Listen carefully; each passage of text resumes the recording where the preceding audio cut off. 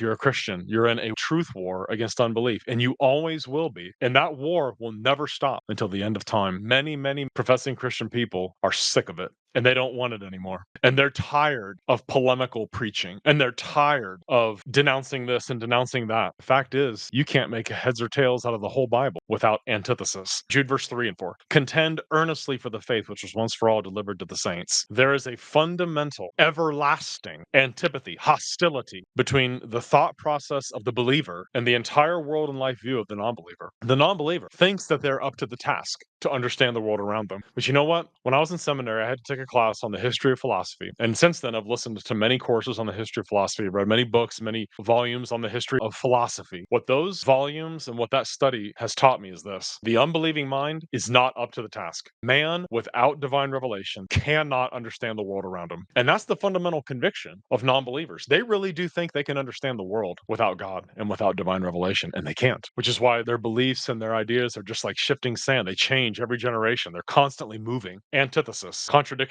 Believer and unbeliever differ at the outset of everything they think about and everything they look at. The devil himself began his attack on God's people and on the world by challenging God's authority. Has God really said? And once Adam and Eve, Adam particularly, once he rebelled and fell into sin, he became alienated from God. He became an enemy of God, and so did his wife Eve. They became enemies of God, and they were alienated from each other too. And of the many consequences that have come into the world because of that sin, here's one of the most important for the rest of biblical history, all of church history, and the rest of the future history. Genesis 3, verse 15. Enmity will I put, said God to the serpent and to Adam and Eve. Enmity will I put between you, Satan, and the woman, and between your seed, those that follow the devil, and her seed, those that believe in the Messiah, and those that are on the side of God. Enmity I will put between the devil and his children and all of God's children. Now, what is that term Ava in Hebrew? The leading noun in Genesis 3:15. The first word is the Hebrew word Ava. It means enmity or hostility, hatred with a desire to kill. That is not something that's predicted. Well, that you're going to have a rough go of things and you're going to have people that really don't like you. It's divinely appointed. It is sovereignly inflicted upon the world. There's going to be enmity on the part of unbelievers against those that know and love and worship the one true God. That's part of what God imposed on the world because of man's rebellion. And that antithesis will be maintained until the very end, until there is a final separation into heaven and hell. And those that know and love Christ and are reconciled to God, those that are the children of God, will no longer have to deal with unbelievers hating them. That hatred is divinely imposed by God. One of Satan's most effective strategies in dealing with the church and in neutralizing it, how powerful and effective this strategy has been to get God's people to downplay or to compromise that antithesis.